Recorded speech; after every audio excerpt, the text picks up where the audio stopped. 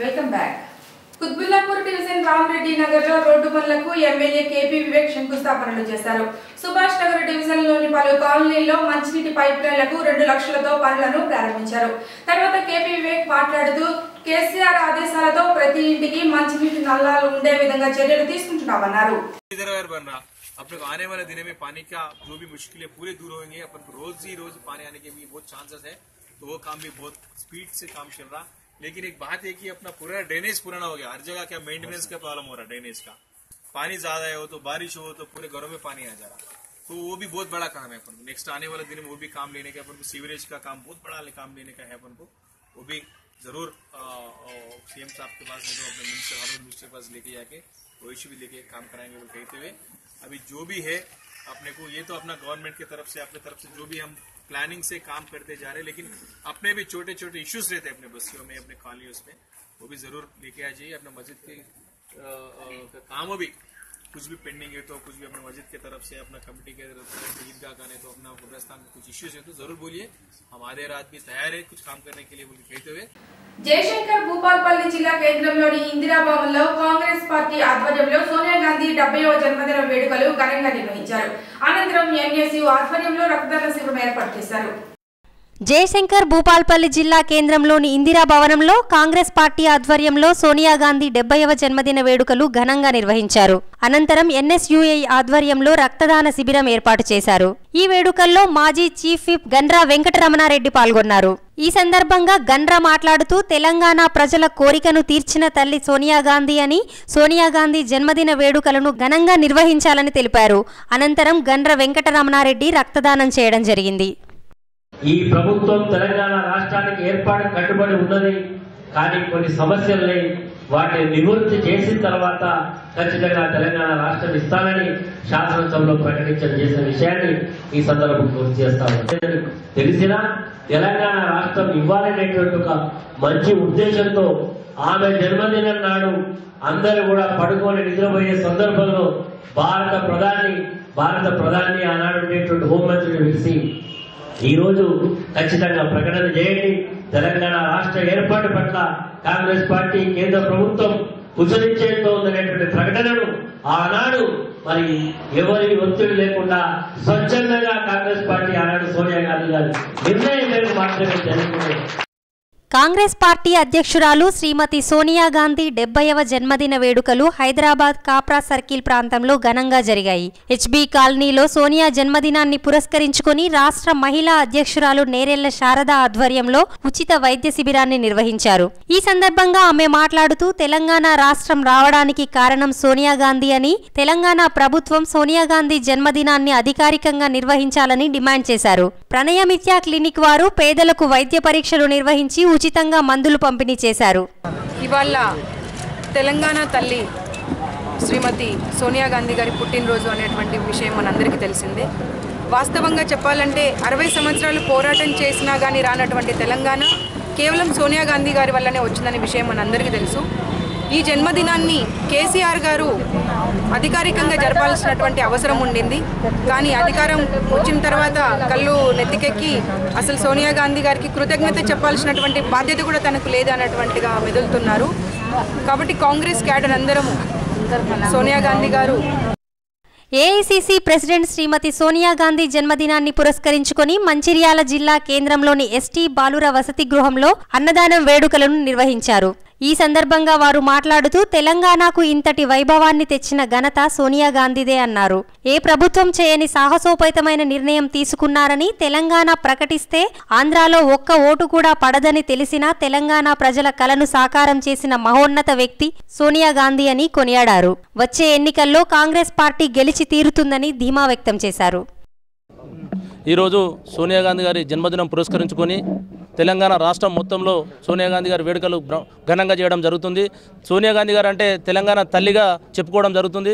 సోనియా గాంధీ గారు ఇలా తెలంగాణ రాష్ట్రంలో ఉన్న విద్యార్థుల బలిదానాలను చూసి వారి మనసు చెలించి తెలంగాణ రాష్ట్రం ఇవ్వాలి, ఆంధ్ర పాలకుల ఆంధ్ర పాలకుల మధ్య తెలంగాణ రాష్ట్రం నలిగిపోతుంది అని వెంటనే ఆంధ్ర రాష్ట్రం తెలంగాణ రాష్ట్రాన్ని విడగొట్టి ఆంధ్ర రాష్ట్రంలో తెలంగాణ రాష్ట్రంలో ప్రభుత్వాలను కోల్పోయినా కానీ బాధపడకుండా భయపడకుండా తెలంగాణ రాష్ట్రం ఇవ్వడం జరిగింది. ఈరోజు సోనియా గాంధీ గారు చేయబట్టి సోనియా గాంధీ గారి దయ వల్లే ఇలా తెలంగాణ రాష్ట్రం వచ్చింది. ఏ ప్రాంతీయ పార్టీల వల్ల కూడా ఇక్కడ ఏ అభివృద్ధి జరగలేదు. కేవలం కాంగ్రెస్ పార్టీ సోనియా గాంధీ వారి ఈరోజు ఈ అభివృద్ధి జరగడం. ఈరోజు మా ప్రియతమ నేత ఏఐసిసి అధ్యక్షురాలు శ్రీమతి సోనియా గాంధీ గారి పురస్కరించుకొని ఈరోజు ఎస్సీ హాస్టల్లో అన్నదాన కార్యక్రమం ఏర్పాటు చేయడం జరిగింది. మరి శ్రీమతి సోనియా గాంధీ గారు వారు ఏఐసిసి అధ్యక్షురాలు అయినాక కాంగ్రెస్ పార్టీ పూర్వ వైభవానికి ఎంతో కృషి చేస్తూ 2 పర్యాయాలు కూడా కాంగ్రెస్ పార్టీని అధికారంలో తీసుకొచ్చినటువంటి వ్యక్తి, మహోన్నత వ్యక్తి. మరి తెలంగాణ రాష్ట్రం గురించి కూడా 50 సంవత్సరాల నుంచి మనం పోరాడుతున్న సందర్భంలో ఏ పార్టీ కూడా ఇవ్వనటువంటి సందర్భంలో శ్రీమతి సోనియా గాంధీ గారు కాంగ్రెస్ పార్టీ ఆంధ్ర ప్రాంతంలో పోతుందని తెలిసి కూడా ఈరోజు తెలంగాణ ఇచ్చినటువంటి గొప్ప నాయకురాలు. కోదాడ మండల కేంద్రంలోని కాంగ్రెస్ పార్టీ కార్యాలయంలో ఏఐసిసి అధ్యక్షురాలు శ్రీమతి సోనియా గాంధీ పుట్టినరోజు వేడుకలు ఘనంగా ఏర్పాటు చేశారు. ఈ వేడుకలో పాల్గొన్న కోదాడ శాసనసభ్యులు శ్రీమతి ఉత్తమ్ పద్మావతి సోనియా గాంధీ పుట్టినరోజుకు శుభాకాంక్షలు తెలిపారు.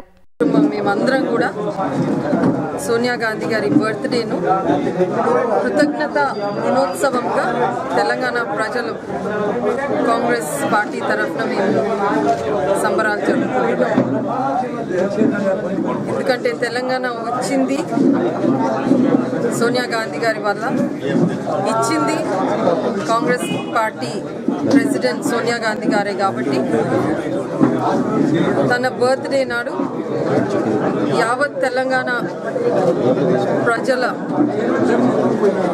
మనోభావాన్ని తనకు తెలియజేయడానికి తన బర్త్డే నాడు మేమందరం కోరుకునేది ఒకటే, కాంగ్రెస్ పార్టీ అభిమానులమందరం కూడా తనకు దేవుడు మంచి ఆరోగ్యాన్ని ప్రసాదించాలని. కోదాడ మండలం కాపుగల్లు గ్రామంలో ఏర్పాటు చేసిన తాగునీటి శుద్ధీకరణ కేంద్రాన్ని ఎమ్మెల్సీ రామచంద్రరావు ప్రారంభించారు.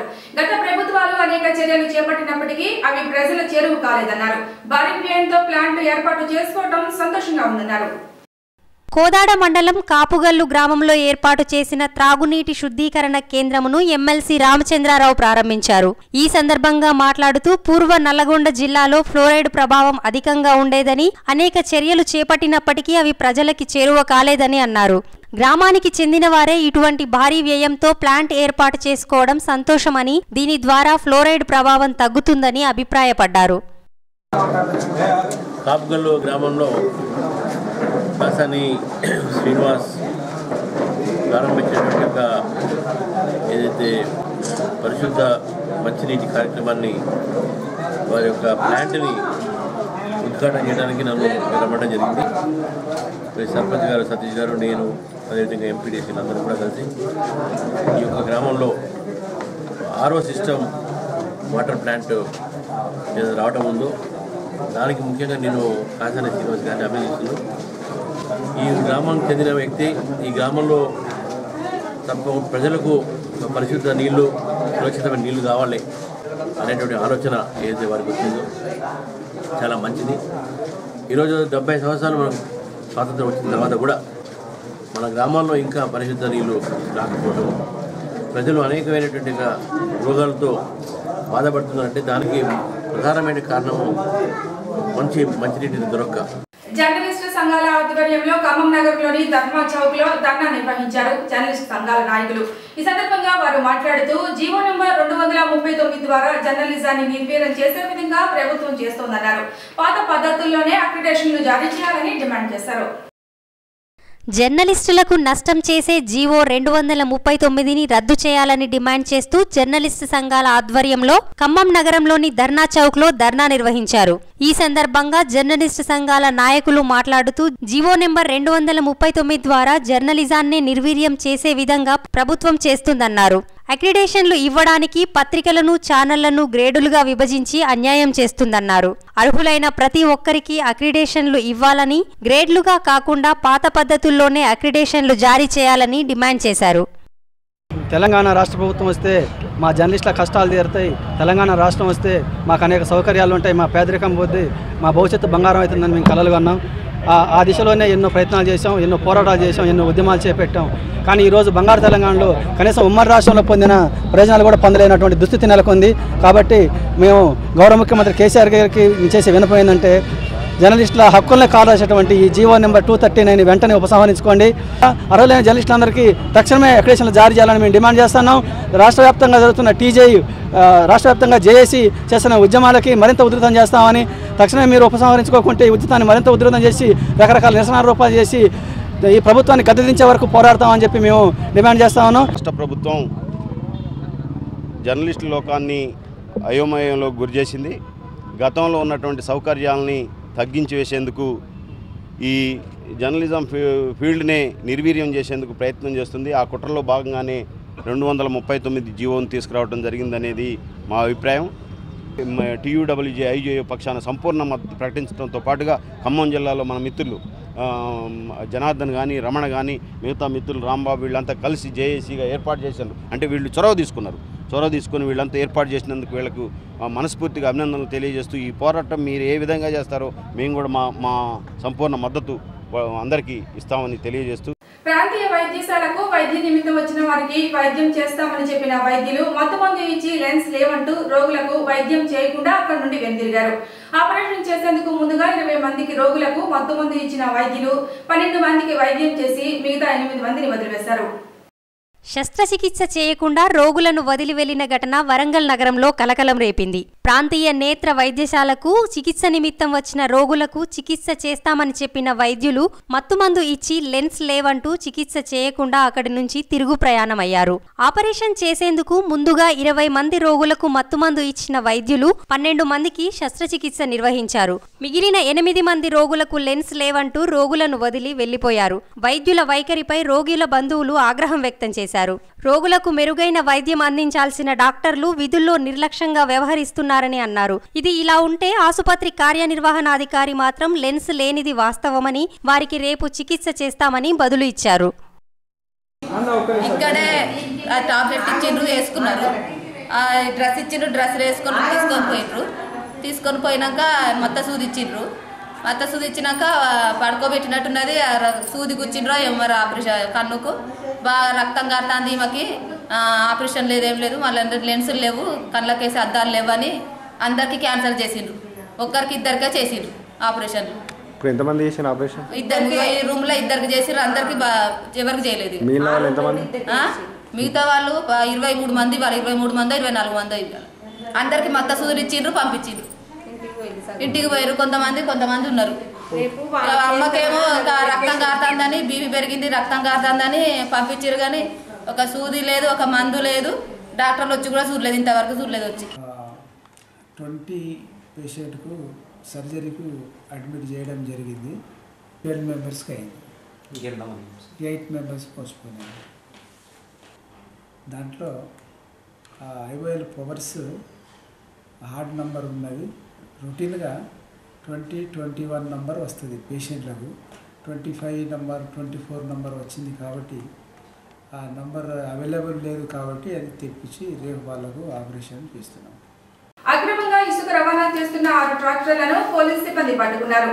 ప్రాణహిత నది నుంచి తరలిస్తున్న ట్రాక్టర్ ప్రైవేటు డ్రైవర్లపై, ఓనర్లపై కేసు నమోదు చేసినట్లు పోలీసులు తెలిపారు.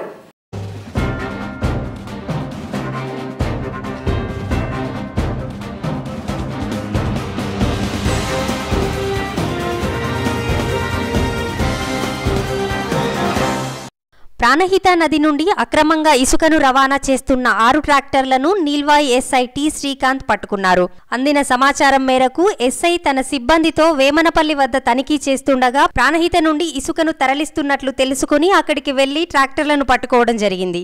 6 ట్రాక్టర్ డ్రైవర్లపైన మరియు 6 ఓనర్ల మీద కేసు నమోదు చేసి దర్యాప్తు చేస్తున్నారు. రాత్రి నీల్వాయి పోలీస్ స్టేషన్ పరిధిలో ఉన్న వేమనపల్లి ప్రాణహిత నది నందు అక్రమంగా అనుమతి లేని పేపర్లు లేకుండా ఇసుక తరలిస్తున్న 6 ట్రాక్టర్లు నింపి ఇటు వేమనపల్లి విలేజ్కి వస్తున్నాయనే ఇన్ఫర్మేషన్ మీద మేము అక్కడ వెహికల్ చెకింగ్ చేస్తుండగా 6 ట్రాక్టర్లు మాకు దొరికినాయి. అవి అక్కడే పంచనం చేసి అలా డ్రైవర్లను మరియు ఓనర్లని, ట్రాక్టర్ ఓనర్లను కస్టడీలోకి తీసుకొని కేసు నమోదు చేసి విచారణ ప్రారంభించినాయి.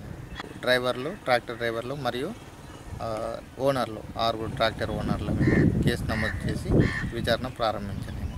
ఆదిలాబాద్ జిల్లా ఇచ్చోడు మండలం మంక గ్రామంలో నగదు రహిత లావాదేవీలపై అవగాహన కార్యక్రమాలు చేపట్టారు. వ్యాపారులకు స్వైపింగ్ యంత్రాలతో పాటు ఈ వ్యాలెట్లను అందుబాటులోకి తీసుకొచ్చారు.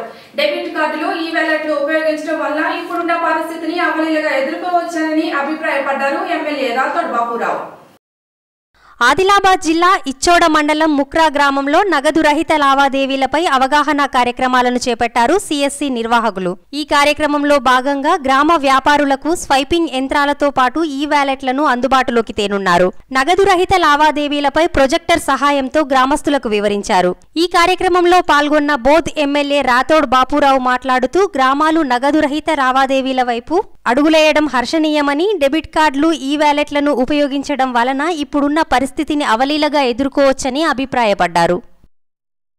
మారుతున్న ఆధునిక విధానంలో చూసినట్టయితే కానీ అన్ని ఆన్లైన్ రూపంలోకి వస్తున్న ఈ విధానంలో కేంద్ర ప్రభుత్వం, రాష్ట్ర ప్రభుత్వాలు అన్నీ కూడా ఈ నగదు రహిత లావాదేవీలను విస్తృతంగా ప్రోత్సహిస్తున్న నేపథ్యంలో ఈ ముక్రాకే గ్రామంలో మనం ఈరోజు నగదు రహిత లావాదేవీల గ్రామంగా తీర్చిదిద్దడం కోసము ఈ కార్యక్రమం ప్రారంభించాము. ఇక్కడ ఇండియా మరియు సిఎస్సి ఐటెన్సీ విభాగం ద్వారా మేము ఈ ముక్రాకే గ్రామంకి విచ్చేస్తున్నాం. ఈ రోజు నుంచి ఒక 2 రోజులు ఈ గ్రామంలోనే ఉండే ఈ గ్రామస్తులందరికీ ఈ వ్యాలెట్ ద్వారా కానీ డెబిట్ కార్డు ద్వారా నగదు రహిత లావాదేవీలు ఇలా నిర్వహించాలి. మరియు ఆ ఫెసిలిటీ అందరికీ కూడా మేము ఇంప్లిమెంట్ చేసి ఈ గ్రామంని నగదు రహిత లావాదేవీగా గ్రామంగా తీర్చిదిద్దడం కోసం కృషి చేస్తున్నాము. మరి కొత్త నోట్లు రావడానికి సమయం ఇంకా ముందు ఉంది కాబట్టి మరి చాలా సామాన్య జనం చాలా కష్టాలు ఉన్నారు. పైసలు దొరకక, మరి చిల్లర దొరకక, నోట్లు దొరకక, మరి ఎక్కడ చూసినా బ్యాంకులో కానీ ఏటీఎం దగ్గర కానీ మరి చాలా పెద్ద లైన్లలో నిలబడి ఇవన్నీ కారణాలు. మరి ఈరోజు మరి ప్రభుత్వం మరి నగదు రహిత లావాదేవీలు నడిపించే భాగంలో ఇవాళ ప్రతి మనిషి దగ్గర మరి స్మార్ట్ ఫోన్లు ఉన్నాయి, మరి ఏటీఎం కార్డులు ఉన్నాయి. కాబట్టి దాని ఆధారంగా మరి మనం కూడా మన నిత్య జీవిత వ్యవహారంలో మరి పైసల యొక్క లావాదేవీలు జరిపించడానికి ఈరోజు మరి ఒక శివ గారి యొక్క టీం ఇక్కడ ప్రత్యేకంగా ఈ గ్రామాన్ని సెలక్షన్ చేసుకొని మరి గ్రామ ప్రజలకు, ప్రతి మహిళలకు, సోదరులకు, ప్రతి వ్యక్తికి ఈ పద్ధతిని నేర్పించే ప్రయత్నం చేస్తూ ఉన్నారు. తప్పకుండా వారు ఈ ప్రయత్నంలో సఫలీకృతం అవుతారని కోరుకుంటాను. దేశ విదేశాల్లో వివిధ రంగాల్లో నిపుణులైన ఓయూ పూర్వ విద్యార్థులు దశాబ్ది ఉత్సవాల్లో చురుగ్గా పాల్గొనాలని, ఉత్సవాలకు మరింత మెరుగ్గా నిర్వహించడానికి తమ విలువైన సలహాలు, సూచనలు అందించాలని తెలియజేశారు.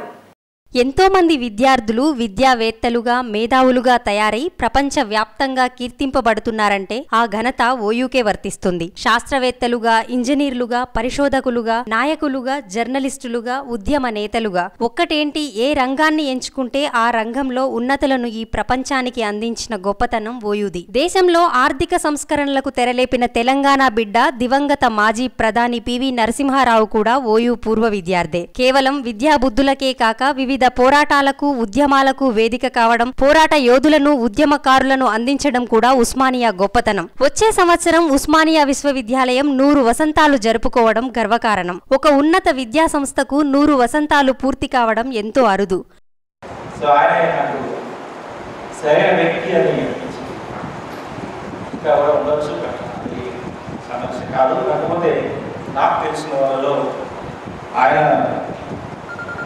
ఆయన వెంటనే బాగుంటుంది,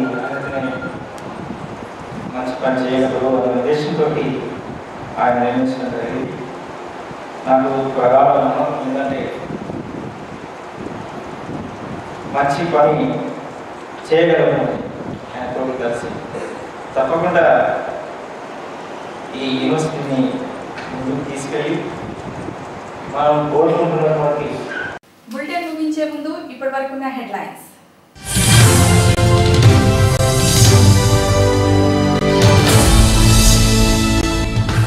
తలాక్పై అలహాబాద్ హైకోర్టు తీవ్ర వ్యాఖ్యలు.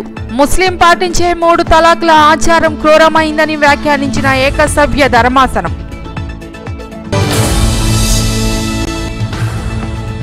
నానక్రామ్గూడలో కుప్పకూలిన 7 అంతస్తుల భవనం, దగ్గరుండి సహాయక చర్యలు పర్యవేక్షిస్తున్న అధికార యంత్రాంగం.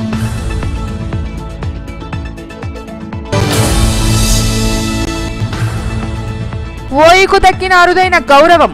ప్రపంచవ్యాప్తంగా కీర్తించబడుతున్న ఘనత.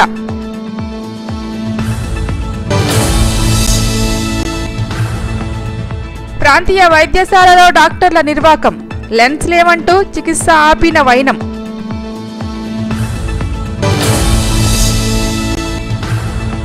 ఖమ్మం జిల్లాలో అవినీతి నిరోధక శాఖ వారోత్సవాల ముగింపు. హాజరైన కలెక్టర్ లోకేష్ కుమార్.